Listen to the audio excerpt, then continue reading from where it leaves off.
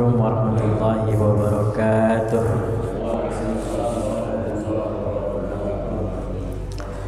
Alhamdulillahirabbil alamin hamdan yuwafi ni'amahu wa yukafi mazidah. Allahumma shalli ala sayyidina Muhammadin wa ala alihi wa ashabihi ajma'in. Amma ba'du. Qala Allah ta'ala fil Qur'anil Karim wa huwa asdaqul qailin. A'udzu billahi minasyaitonir rajim. Bismillahirrahmanirrahim. Yarfa'illahu alladhina amanu minkum walladzina utul ilma darajat. Wa qala an-nabiy sallallahu alaihi wasallam man salaka tariqan yaltamisu bihi ilman sahalallahu lahu tariqan ilal jannah. Para jemaah sekalian yang dimuliakan oleh Allah Subhanahu wa taala, insyaallah pagi ini kita akan melanjutkan kajian kitab tafsir surah Al-Baqarah ayat 17 hingga ayat 18. Sebelum kita mulai, sebagaimana biasa, mari kita dengarkan bersama bacaan lantunan ayat suci Al-Quran yang disampaikan oleh Al-Mukarram Ustadz Iwan. Kepadanya dipersilakan. Ustadz Iwan maju ke sini nih dulu, bacanya pakai speaker biar kedengeran.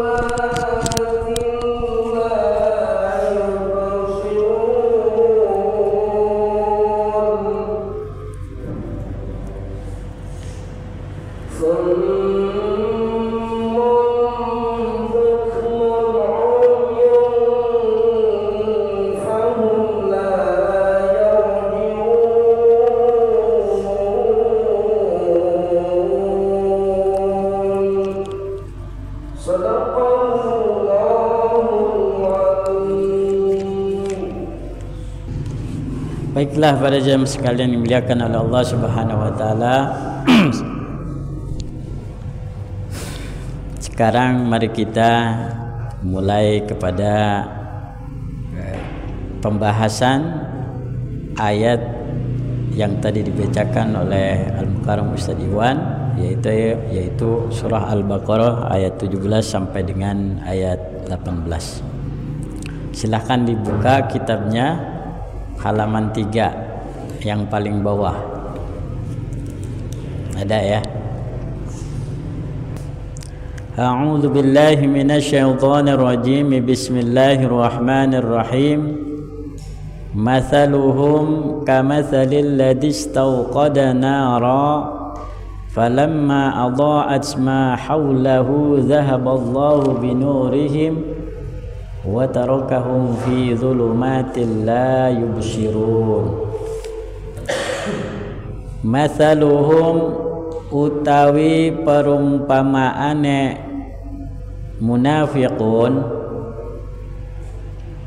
sifatuhum tegese sifate munafiqun, fi nifaqihim ing dalam kemunafikane munafiqun, kamatsalil ladzi istauqada, iku kaya perumpamaan wong kang nyalaaken iya si wong au qada tegese nyalaaken iya si wong naron ing api fi zulumatin ing dalam kegelapan. Falamma adaat falamma mangka tatkala adaat nerang falamma mangka tatkala adaat nerangi iya nar ay anarat tegese nerangi iya nar ma haulahu ing barang kang sekitare barang fa absara mangka ningali iya si wong wa istadafa'a lan ngerasa anget wa istadafa'a lan gawe anget iya nar wa amana lan gawe aman iya nar mimman yukhafuhu saking wong kang den wedeni iya si wong hu ing barang. Zahaballahu mangka ngilang akan Allahu sapa Allah binurihim kelawan cahayane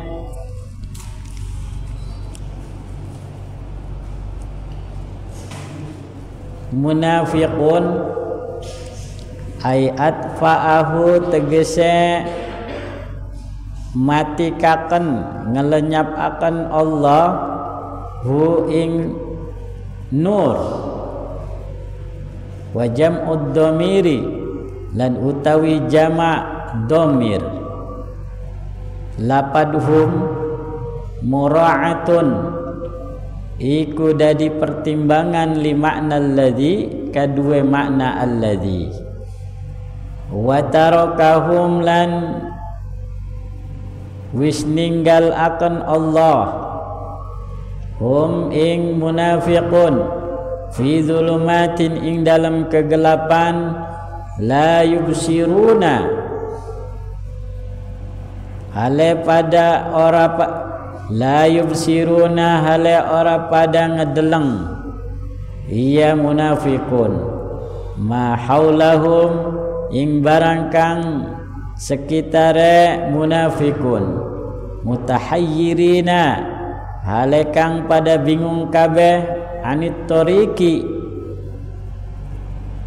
saking dedalan khaifina hale pada wedi kabeh fakadzalika mangka iku kaya mengkono-mengkono madkur haulai amanu utawi sambudayane wong kang pada iman kabeh biidhari kalimatil imani kelawan nyataaken kalimat iman fa idza matu maka tatkala wis pada mati iya munafiqun ja'ahumul khaufu maka wis tekahum ing munafiqun al khaufu apa rasa wedi wal adzabu lan siksaan hum utawi munafiqun summun iku tuli anil haqqi saking kebenaran fala yasma'unahu mangka ora pada ngrungu ia munafikun hu ing hak sima'a qabulin kelawan nerimane sima'a qabulin kelawan ngerumune nerima bukmun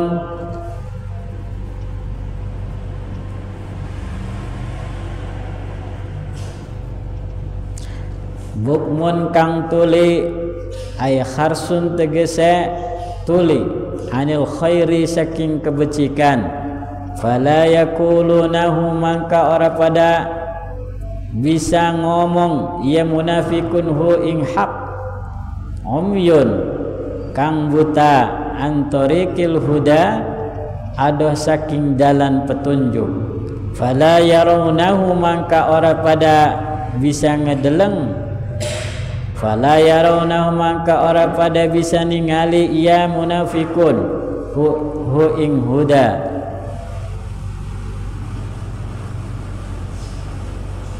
fahum mangka utawi munafikun la yarji'una iku ora pada bisa berbalik ya munafikun anil dhalalati karena kesesatan, an bimakna li ajlih.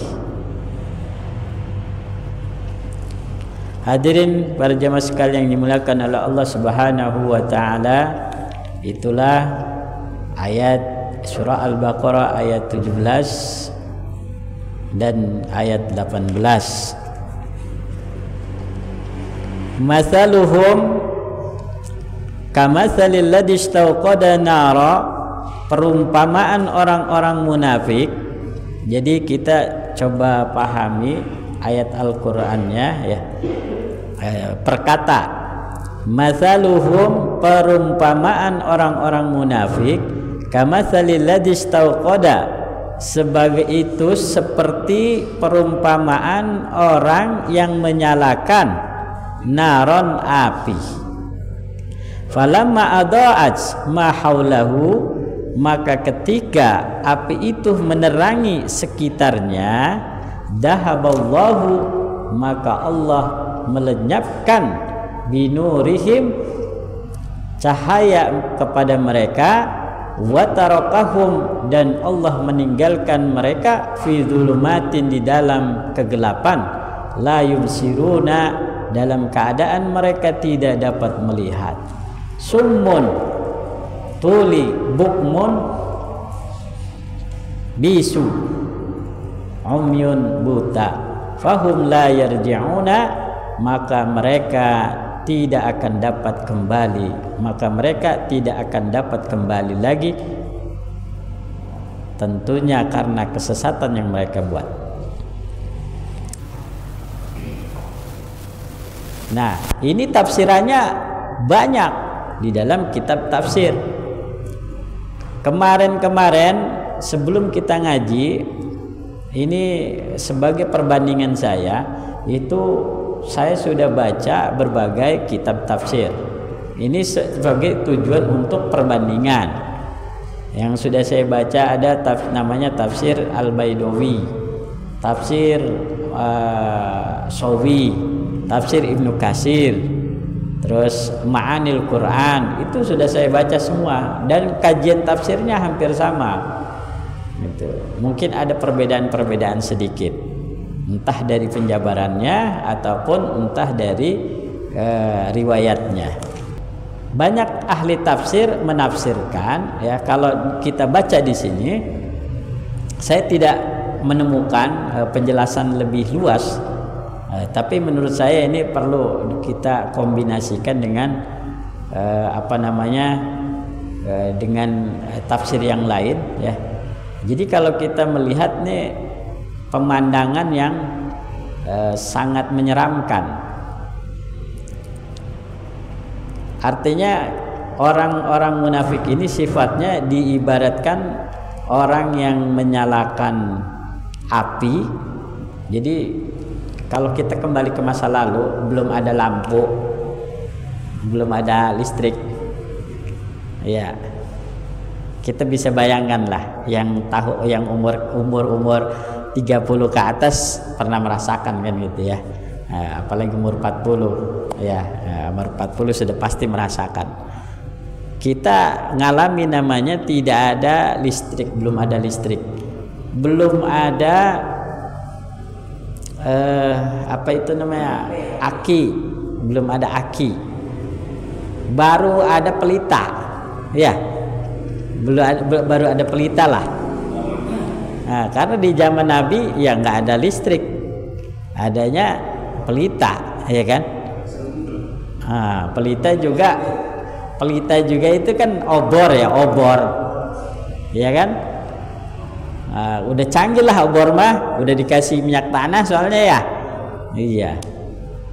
Dulu di zaman Nabi 1400 tahun yang lalu, kan sekarang 1447 ya. Jadi patokannya di situ. Jadi 1447 tahun yang lalu, kira-kira obornya seperti apa? Kalau kita di zaman tahun ya yang tahun 70-an, 80-an, ya itu kan masih ngerasain pelita, tapi sudah kasih minyak tanah, ya kan? Ngalamin nih, minyak tanah itu. Belum ada listrik, belum ada aki, belum ada itu.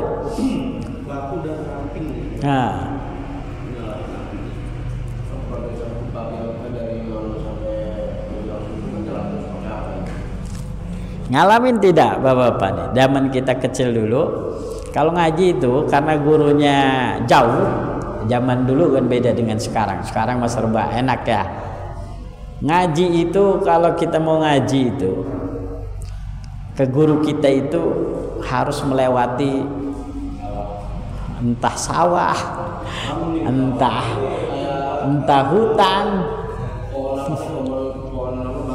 pohon bambu, kuburan, ya kan? Ngalamin begitu kan? Nah, kenapa saya ajak kembali ke situ? Karena kalau nggak saya ajak ke situ nggak serem. Iya, kalau kita cuman perumpamannya sekarang susah seremnya. Setan udah pada takut sama kita. Orang setannya manusia lebih galak dari setan sekarang mah. Kemarin saya lihat pocong jadi siksa. Di Kota Tua banyak tuh pemandangan pocong lagi pada disiksa. Bocong-bocongan. Bocong minta-minta, coba. Kan bocong udah nggak ada harga dirinya. Dulu, waduh, pocong itu luar biasa.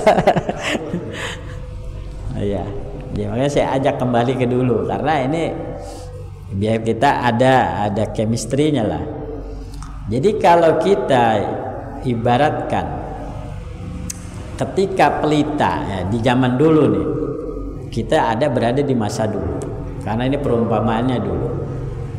Kalau kita ketika di suasana gelap, tidak ada cahaya di malam hari, nah kemudian ketika kita menyalakan obor itu, pelita itu, apa harapan kita dengan pelita itu? Pasti kita berharap satu, terlihat, ya kan?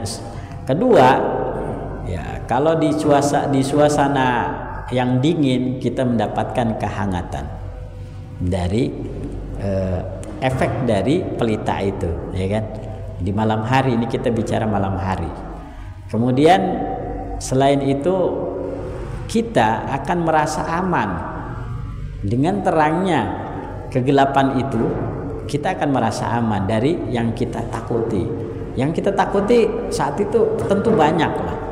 Ya, tentu banyak ya. Kalau orang awam pasti ya takut ya, yang berbau mistis, ya kan? Jurik lah, kan dulu mas setannya macam-macam. Kalau sekarang setannya agak modern. Kalau dulu setannya wow mantep-mantep ya, ada kolor hijau.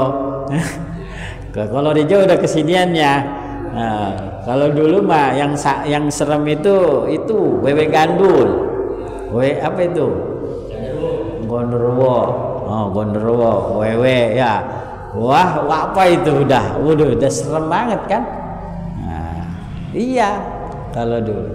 Jadi kita satu itu aman dari sesuatu yang mistis, aman juga dari kejahatan. Ya, kalau ada orang yang niat berbuat jahat, maling dan sebagainya, rampok, kan kelihatan. Nah, jadi dengan terangnya api itu, maka kita tadi merasa aman dari hal yang kita takuti. Kalau kita kedinginan merasa hangat. Tapi dalam keadaan seperti itu, ketika kita sudah menyalakan api itu, kemudian Allah padamkan. Dan api itu tidak bisa hidup lagi. sehingga kita dalam keadaan gelap terus, tidak ada cahaya, kiri kanan tidak ada cahaya, pokoknya gelap gulita. Ya paling mengandalkan cahaya bulan, ya kan? Cahaya bulan gimana, remang-remang begitu. Cuacanya, apalagi tinggalnya di tengah sawah. Ya kalau dulu kan begitu kebanyakannya. Memang kita bicaranya kalau dengan zamannya di wilayah di zamannya para sahabat, zaman Nabi itu tidak beda dengan zaman kita di tahun-tahun itu. Jadi keadaannya hutan banyakan, terus tanah lapang kayak gitu, tanah-tanah pertanian banyakan. Ya remang-remang seperti itu aja yang kita rasakan. Jadi hawa yang didapati oleh kita adalah rasa takut, rasa dan sebagainya. Tidak ada cahaya. Ya, jadi bagaimana mereka tidak ditinggalkan dalam keadaan gelap? Karena sifat mereka ini sudah sangat melampaui batas. Mana di antara melampaui batas mereka? Dikatakan di dalam kitab Tafsir Sawi itu, wa kanal munafiquna idza hadaru majlisan Nabi sallallahu alaihi wasallam ja'alu asabi'ahum fi adhanihim. Jadi ketika mereka hadir, orang-orang munafik ini ketika mereka hadir di majelisnya Nabi, jadi namanya orang munafik kan seakan-akan dia ini orang Islam murni, orang Muslim, orang mukmin, ya kan? Padahal di hatinya tidak. Hanya ketika mereka hadir di majelis Nabi, ketika wahyu turun disampaikan oleh Nabi kepada para jamaah, kepada umatnya, saat itu mereka menutup telinga begini, ya, menutup telinganya begini tuh. Tapi menutup telinganya ini baik dengan secara fisik, tangan mereka begini, atau dengan tidak dengan fisik. Jadi artinya tidak mau mendengar, ya, secara makna yang lainnya tidak mau menerima, tidak mau mendengar wahyu yang disampaikan oleh Nabi. Jadi dia menyembunyikan apa? Keingkarannya itu dia sembunyikan itu, supaya tidak ketahuan. Kalau ketahuannya mereka bisa dihukum gitu. Nah, jadi dengan sifat yang demikian itu maka diperumpamakanlah seperti orang yang menyalakan api. Nah, di sini ada tafsiran begini. Orang yang menyalakan api ini artinya dalam arti yang lain adalah iman. Dia ingin memasuki orang yang beriman lah gitu.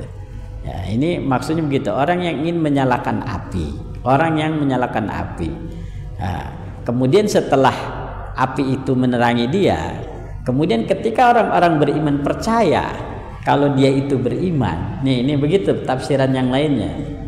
Dan ketika orang-orang beriman sudah percaya bahwa dia itu sudah beriman, nah kemudian karena hati kemunafikannya ini, ketidakbenarannya, keingkaran dalam hatinya, maka apa yang terjadi?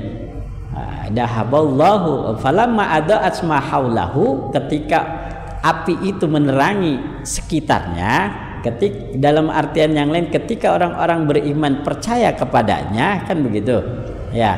Nah, dahaballahu binurihim, maka Allah melenyapkan api itu atau memadamkan cahaya api itu.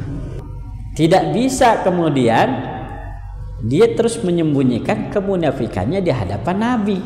Nabi dapat wahyu, ya kan, bukan manusia yang memberitahu, Tuhan yang memberitahu, gitu kan. Makanya ada di ayat yang lain ketika orang munafik bersaksi di hadapan Nabi, innaka la rasulullah, sesungguhnya engkau rasul Allah, kata orang munafik, gitu kan. Padahal dia ngomongnya begitu, innaka la rasulullah. Tapi Tapi dalam ayat berikutnya bahwa sesungguhnya orang-orang munafik sungguh berdusta, begitu. Di dalam ayat yang lain itu ada di dalam pada pembahasan yang lalu. Jadi tidak bisa Nabi kemudian dibohongi, ditipu, gitu ya. Nah, makanya seperti itu. Fi dulumatil la yubsir.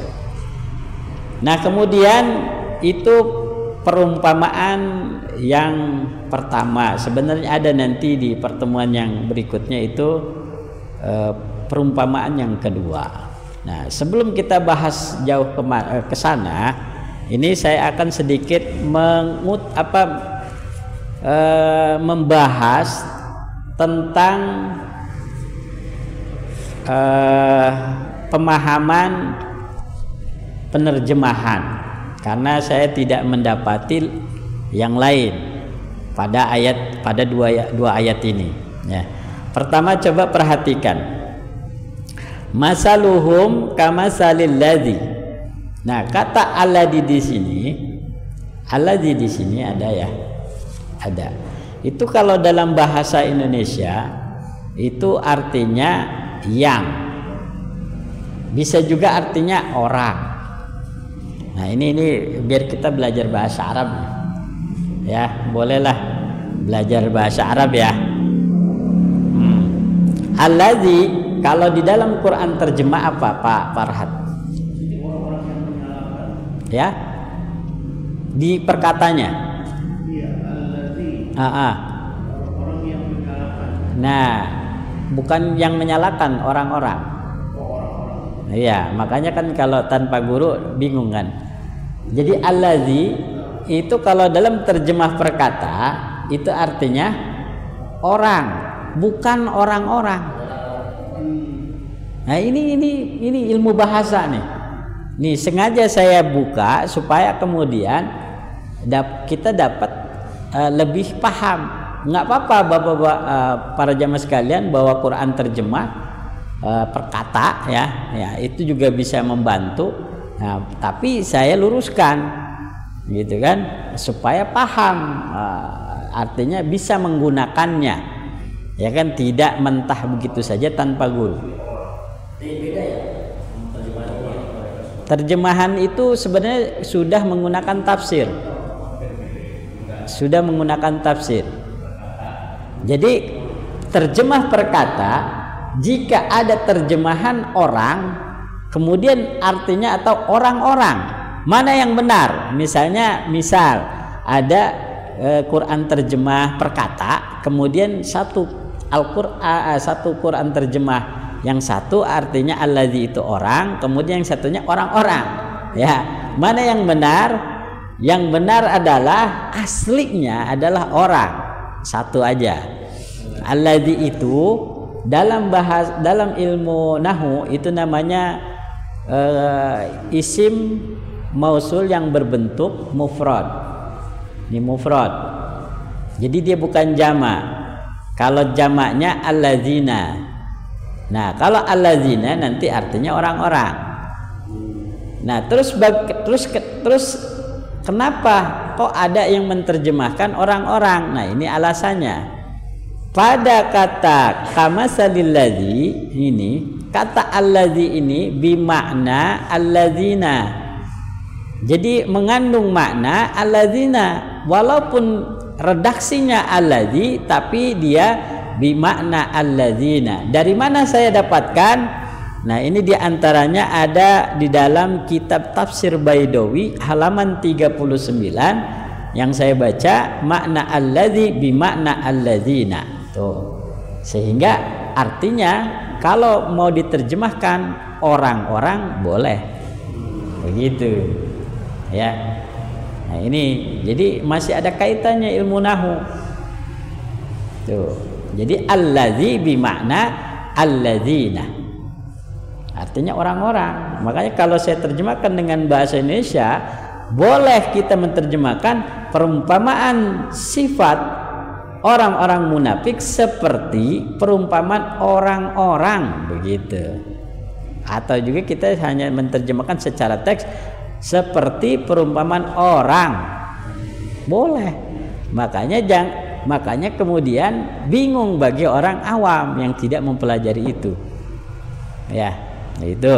Bisa tunggal, bisa jamak. Ya, tapi redaksinya tunggal. Allazi, allazani, allazina. Oh, begitu. Jamak. Ya, dia itu ya. Ini kita sedang mengkaji perkata. Memang tafsir itu mencakup itu. Supaya tahu kan maknanya allazi. Tapi jangan salah. Allazi itu bukan artinya orang saja. Bukan. Kondisional ya. Enggak, maksudnya bisa artinya orang, bisa artinya yang. Allazi itu. Ya, tapi ini kondisional. Di sini kita bisa terjemahkan orang, gitu ya. Jadi allazi bimakna man, bimakna orang, man. Arti aslinya allazi itu artinya yang. Nah, isim mausul itu. Ya, itu. Kenapa saya bahas? Karena itu yang saya temukan dalam tafsir. Ternyata saya baca di berbagai Al-Quran terjemah perkata, saya lihat oh iya ini ada beda. Jadi makanya saya perlu sampaikan. Kemudian ternyata makna allazi, kata allazi yang kemudian diterjemahkan dengan allazina, nah, ini juga termuat pada surah At-Taubah ayat 69. Jadi tidak semua allazi bisa mengandung makna allazina, tidak ya. Jadi hanya terjadi pada ayat tertentu saja. Iya. Nah, kebetulan yang saya jumpai ini ada juga pada surah At-Taubah ayat 69 yang penggalan katanya bunyinya wahutum kallazi khadu. Nah, ini kalau ini harusnya, mohon maaf, secara ilmu nahu harusnya kallazina khadu. Jadi kallazina khadu. Ini secara ilmu nahu. Secara ilmu nahu standar tapi ya. Tapi karena kallazi di sini maknanya allazina, maka sah. Jadi khadu. Ya. Kalau yang tadi masalul ladzi istauqada. Nah, itu istauqadanya sudah kalau ininya ya, ilmu nahunya istauqada itu fiil. Istauqada itu fiil madi. Istauqada, istauqadu gitu. Makanya kalau ini kalladzi karena alladinya mufrad, alladzi istauqada yang menyalakan. Nah, kalau di surah At-Taubah ayat 69 itu alladzi khadu, khadunya sudah jamak. Khadu. Tuh gitu. Itu sudah jamak. Harusnya alladzi itu ya harusnya alladzina. Jadi kalladzina khadu. Harusnya begitu kalau secara ilmu nahu standar.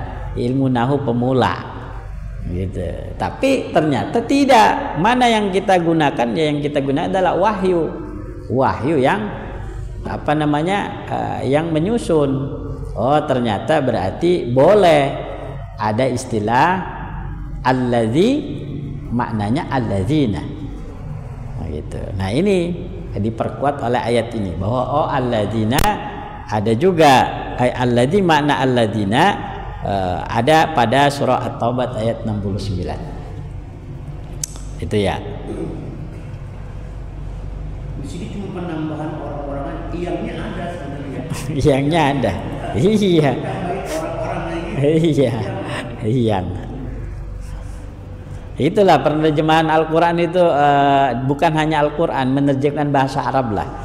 Penerjemahan bahasa Arab itu kalau kita orang Indonesia ya yang punya kaidah bahasanya itu Mau diterjemahkan begini boleh, mau diterjemahkan begitu boleh, boleh. Yang penting wahyunya tidak berubah. Gitu. Iya, jadi menerjemahkan bahasa Arab ke bahasa Indonesia bebas selama tahu kaidahnya, gitu. Selama tahu jalannya, gitu. Kalau kita mau ke Rajek, Griya Arta Rajek, mau lewatnya dari sana boleh, mau dari sini boleh. Yang penting Griya Arta Rajeknya di sini, kan begitu. Iya. Menerjemahkan Al-Quran dengan bahasa Indonesia, kita tidak boleh merubah redaksinya, tapi terjemahannya boleh, gitu. Yang penting sama arahnya. Gitu. Iya. Iya. Ya kan kalau di bahasa Indonesia sesungguhnya, bahwasanya, kan sama aja itu. Jikalau, jika, andai kata, kan sama aja. Iya kan? Ustadz yang ini ngomongnya kemarin katanya jikalau, Ustadz yang ini ngomongnya jika. Ini yang benar yang mana sih? Muridnya pusing, ya kan? Ya, muridnya nih, si santrinya pusing. Kemarin saya ngaji sama kiai itu, ini kok terjemahnya begini. Ini terjemahin bahasa Jawa aja, ini kan bahasa Jawa nih. Nah, ini saya punya guru beda-beda ketika ngajinya sama guru yang satu. Kok terjemahannya Jawanya begini, ini Jawa, nah, kan bingung kan gitu. Nah, yang penting saya bilang tadi itu sama maksudnya. Ya, makanya pentingnya kita memilih guru supaya nggak pusing. Nanti kalau ilmunya udah udah berkembang, barulah gurunya banyak, nggak apa-apa karena kita sudah tahu kata kuncinya ke situ kan gitu. Terus kemudian dilanjut dengan saya menemukan juga di dalam kitab Ma'anil Quran, ya, kitab Ma'anil Quran li Abi Ja'far halaman 41. Ini terkait kata, lihat di sana ada falamma adha'at ma haulahu. Lihat ma haulahu, ada kata huruf ma ya, ma. Nah, ma di sini saya tanya kembali Pak Farhat, ma di situ apa? Terjemah perkatanya apa? Apa sekeliling? Nah, maknya kalau sekeliling itu haul, haula. Maknya itu artinya di situ apa? Hah? Apa ya? Enggak, itu apa? Hah? Ada lagi? Nggak apa-apa, beda apa? Hah? Bukan. Nah, nanti kita bolehlah biar perbandingan beli Al-Quran terjemah perkata dari berbagai sumber. Jadi biar kita bisa ngebedain. Jadi ma itu terjemahan bahasa Indonesianya aslinya adalah sesuatu. Ma itu artinya sesuatu. Tetapi dalam ilmu nahu ma itu banyak artinya. Bisa sesuatu, bisa juga yang, bisa juga, jadi banyak tergantung maknya itu apa. Nah, kalau santri nih siapa yang kamu ketahui ini, siapa nah? Hah? Muiz. Kemarin ngaji maknya yang kamu ketahui apa? Ada namanya ma nafi. Manafi itu artinya tidak. Ana ma'arif, saya nggak tahu. Gitu kalau bahasa Arab. Ana ma'arif, saya tidak tahu. Jadi maknya artinya tidak. Terus ada juga mak tadi yang ini ya, sesuatu. Nah, ada lagi apa lagi selain itu? Jadi artinya bisa tidak, bisa sesuatu, bisa juga yang. Nah, dan masih ada yang lain. Nah, kaitannya di sini apa? Saya untuk membuktikan tadi di paparhat artinya apa? Mak juga bisa mengandung arti apa? Contohnya, ya. Nah, mahua apa itu? Artinya mahua artinya apa itu? Iya kan? Nah, apa itu? Nah, saya di sini kenapa saya angkat? Karena ternyata pada kata ma haulahu ini artinya ditemukan dalam tafsir kitab Ma'anil Quran li Abi Ja'far pada halaman 41 begini katanya, wa yajuju ayyakuna ma bi ma'na alladhi wa antakuna zaidatan wa antakuna nakiratan. Jadi pada khusus pada ayat ini, tapi pada ayat ini ya, khusus pada ayat ini maknya ini boleh mengandung makna alladzi, tuh maknanya alladzi, boleh juga mengandung makna tambahan saja, nggak ada artinya. Boleh juga mengandung makna nakiroh, ada artinya. Nah, jadi kalau kita terjemahkan dengan bahasa Indonesia begini, masaluhum, perumpamaan sifat orang-orang munafik, kamasalil ladzi istauqada, seperti perumpamaan orang yang menyalakan naron api, falamma adaat, maka ketika api itu menerangi mahaulahu. Nah, ini mahaulahu kalau kita terjemahkan sebagai isim nakiro, maka kita terjemahkan sesuatu yang mengitarinya. Jadi maka ketika api itu menerangi sesuatu, jadi ma kita terjemahkan sesuatu, maka ma ini disebut dengan isim nakiroh. Boleh juga kita terjemahkan yang makna alladzi, maka api itu menerangi yang berada di sekitarnya, tuh jadi ma-nya alladzi maknanya. Dan terakhir yang ketiga, ma ini boleh juga tidak diartikan, tidak ada artinya, namanya maziyadah.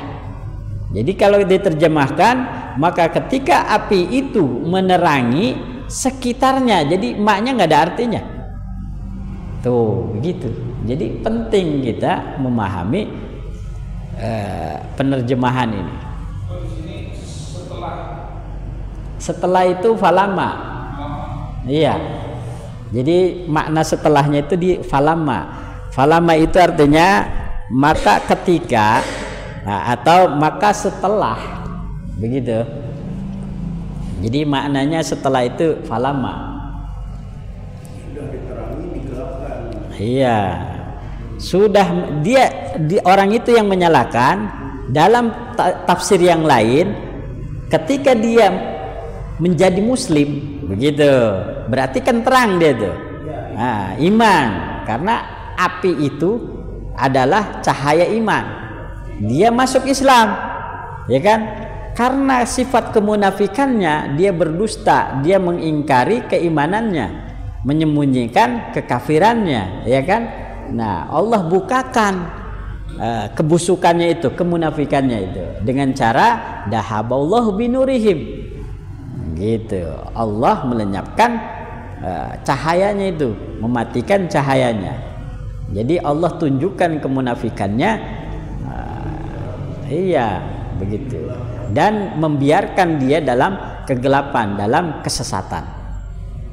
Jadi dibiarkan sama Allah. Sudah, orang ini mah summun bukmun umyun fahum la yurjiun, tuli, bisu, buta, maka mereka tidak akan kembali karena kesesatan mereka, karena ketidakimanannya, karena keingkarannya, karena kemunafikannya.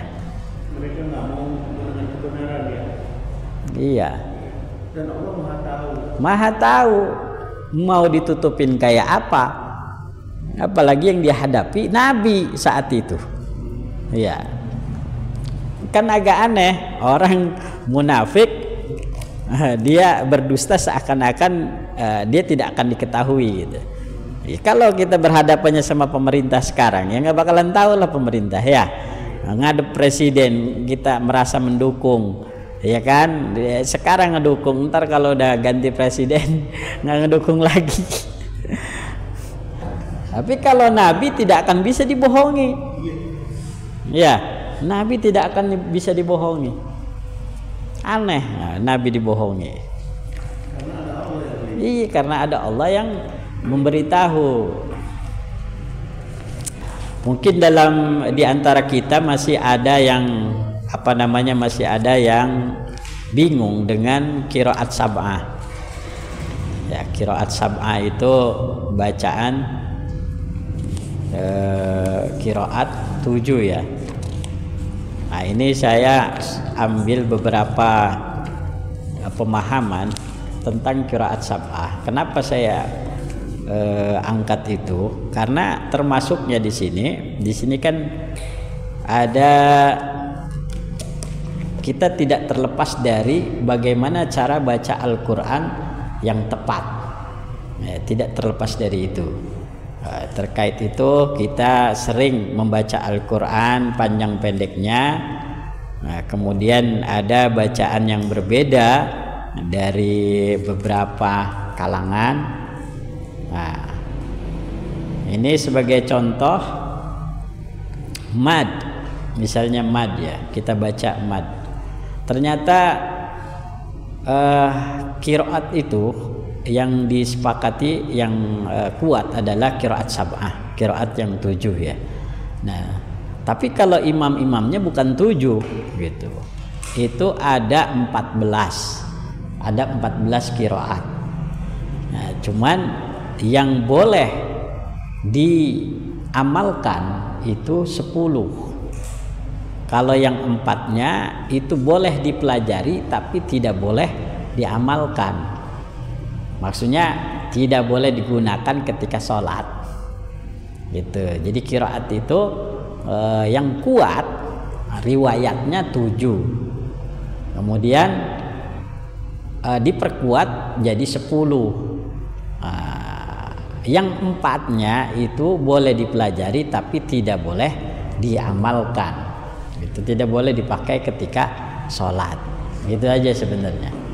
Nah, ini terkait itu, ini nama-nama imamnya nih biar ini aja ya, dapat ini ya.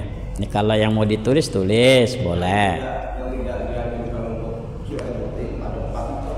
Ya?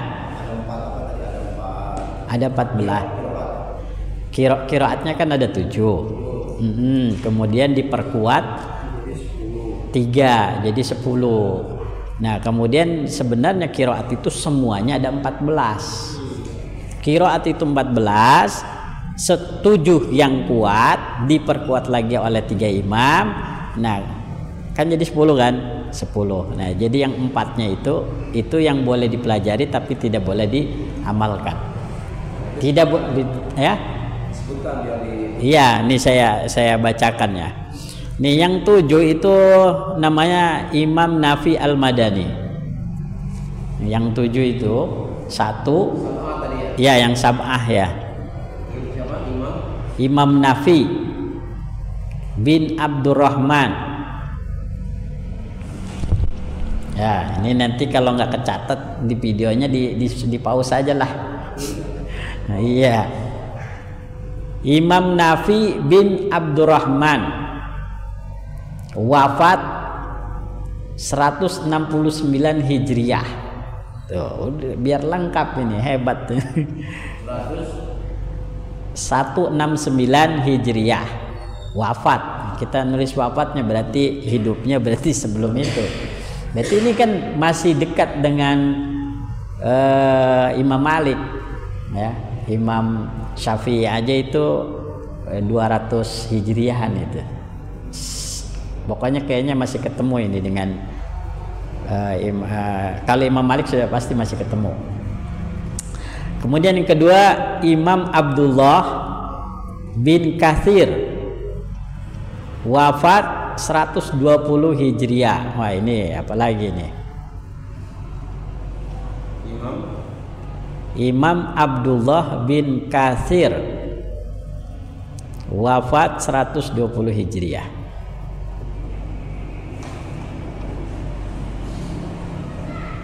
Ketiga Imam Abu Amr. Imam Abu Amr,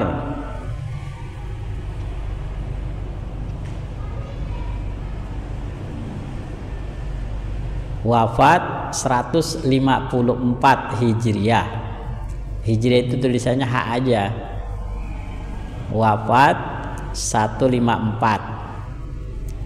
Yang keempat Imam Abdullah ibnu Amir,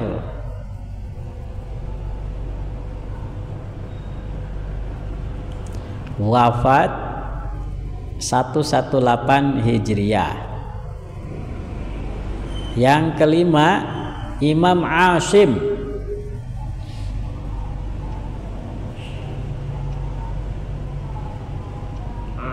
ya ain, Asim pakai sod, ain sim sod.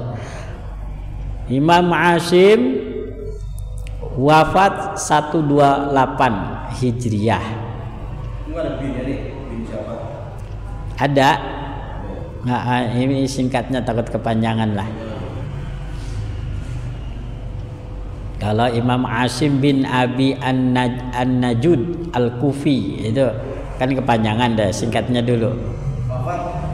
Wafat 128 Hijriah. Keenam Imam Hamzah bin Al-Jayyad. Ya, binnya nggak usah. Imam Hamzah karena sudah terkenal Hamzah. Imam Hamzah wafat 156 Hijriah. Ketujuh Imam Ali bin Hamzah Al-Kisai. Nah, dikenal dengan Imam Al-Kisai gitu singkatnya.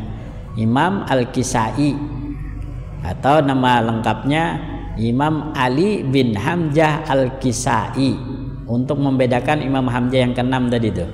Kalau Imam Hamzah yang keenam itu kan Imam Hamzah ya bin Al-Jayyad.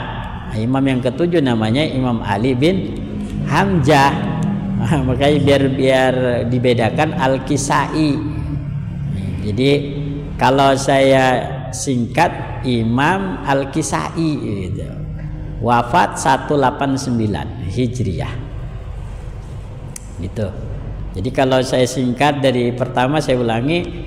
Pertama Imam Nafi Al-Madani, kedua Imam Ibnu Katsir, ketiga Imam Abu Amr, keempat Imam Ibnu Amir, kelima Imam Asim, keenam Imam Hamzah, ketujuh Imam Al-Kisai.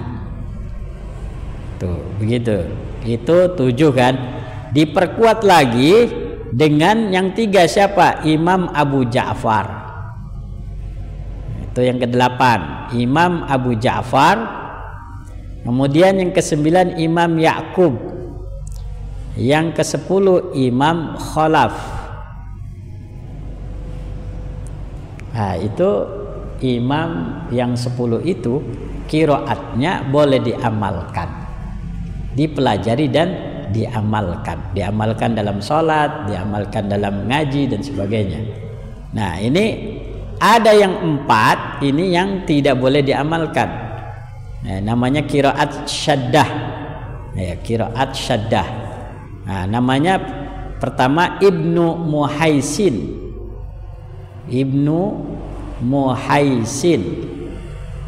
Kedua Yahya Al-Yazidi. Ketiga Al-Hasan Al-Basri. Keempat Al-A'masi. Saya ulangin, Ibnu Muhaisin, Yahya Al-Yazidi, ketiga Al-Hasan Al-Basri, keempat Al-A'masi. Itu imam yang 4 ini boleh dipelajari tapi tidak boleh diamalkan. Nah, sebenarnya bagaimana kita bisa mempelajari dari qiraat-qiraat itu nanti. Jadi jika kita menemukan di dalam tafsir, seperti kemarin kita kan sudah menemukan beberapa yang perbedaan-perbedaan itu. Ya, sebenarnya dari mana sih sisi perbedaannya itu, gitu kan? Itu tidak bisa kita pelajari langsung. Jadi kalau kita temu, kita bahas. Gitu. Mana yang boleh, mana yang enggak, kan gitu. Kalau memang boleh disampaikan, kalau tidak boleh disampaikan. Gitu ya. Karena ada nanti perbedaannya di mana. Yang gampangnya sajalah, yang gampangnya. Contoh kemarin ada semacam mad itu ternyata panjangnya kan berbeda-beda ya. Ada yang 2, ada yang 4, ada yang 6 kan. Itu ternyata dari qiraat sab'ah itu berbeda-beda. Kayak mad wajib mutasil, mad jaid munfasil. Itu ternyata Ibnu Katsir itu panjangnya 2 harkat. Iya. Ibnu Katsir. Jadi kita tidak bisa menyalahkan orang yang dia mengikut kepada riwayat Ibnu Katsir. Baca mad jaid munfasil cuman 2 harkat. Ada perbedaan, ada yang mengatakan mad jaid munfasil itu ada yang 2 sampai 6. Ada yang mengatakan 4 dan 5. Iya. Nah, kalau seperti siapa? Di sini kalau saya lihat Imam Hafaz ya itu 6. Mad wajib mutasil itu 6. Maka bagi kita nih kalau yang paham bisa kita kondisionalkan. Contohnya kalau kita baca tahlil ya nggak mungkin sepanjang 6 harkat. Gitu kan? Kalau baca tahlil karena bawaannya baca Yasin pengennya cepet-cepet kan. Nah, berlaku. Kita punya dasar. Wah, mad wajib mutasil kok dibacanya cuma 2 harkat. Salah itu. Enggak salah. Kita punya ininya, rujukannya. Oh, kita berarti taklid kepada Imam siapa? Imam Ibnu Katsir. Karena dibacanya 2. Begitu maksud saya. Ya, jadi kita di sini semakin menambah pengetahuan untuk untuk menjawab kegelisahan tadi tuh. Khawatirnya kita salah baca. Karena ternyata yang kita jumpai ada ya, contoh lagi yang gampangnya lagi tuh kayak alaihim dibaca alaihum. Alaihim dibaca alaihum. Itu ada qiraatnya ternyata. Jadi ya kalau itu masuknya masih dasar. Yang paling jadi ada semacam gini. Ada dalam ilmu qiraat itu ya dibagi menjadi 2. Ilmu qiraat itu dibagi 2. Pertama yang disebut dengan usul, yang kedua farsi. Usul dan farsi. Kalau usul pembahasan kaidah setiap imam seperti hukum mad, qasar, idgham, hamzah, imalat, taklil dan lain-lain. Itu masih membahas tentang usul. Tapi kalau membahas tentang farsi ya, kalau farsi itu contohnya tadi wahwa itu wahwa bahasa Indonesianya dan dia. Wahwa itu kalau dalam qiraat boleh dibaca wahwa, huruf h-nya itu disukunkan, wahwa. Jadi boleh wahwa. Wahwa itu berarti qiraat yang lain. Ya.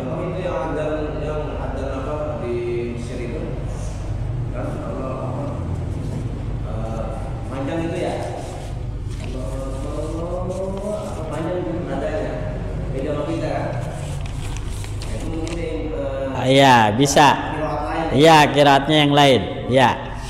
Nih di sini saya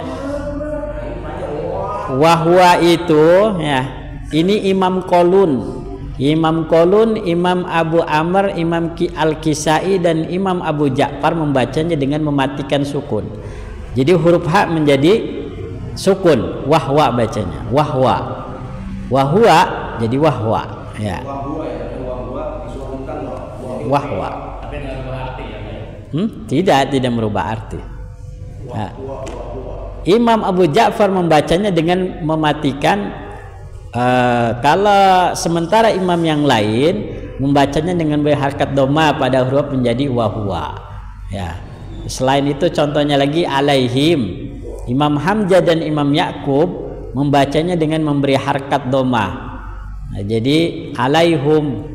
Tuh, yang kalau kita an'amta alaihum ghairil maghdubi alaihum waladdallin.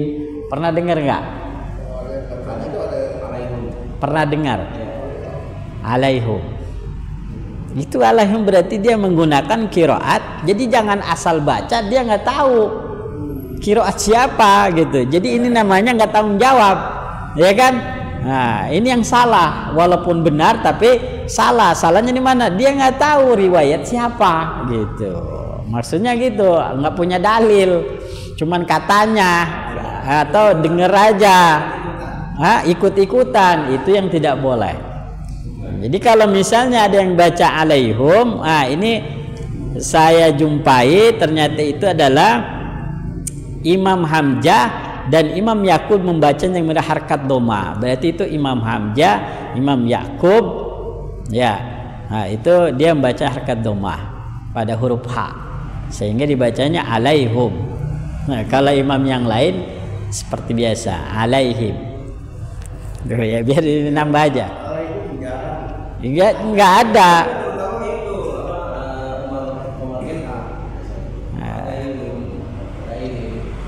Iya, ini biar tahu.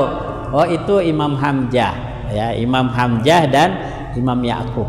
Ya, jadi intinya jangan katanya, itu aja. Itu yang tidak boleh.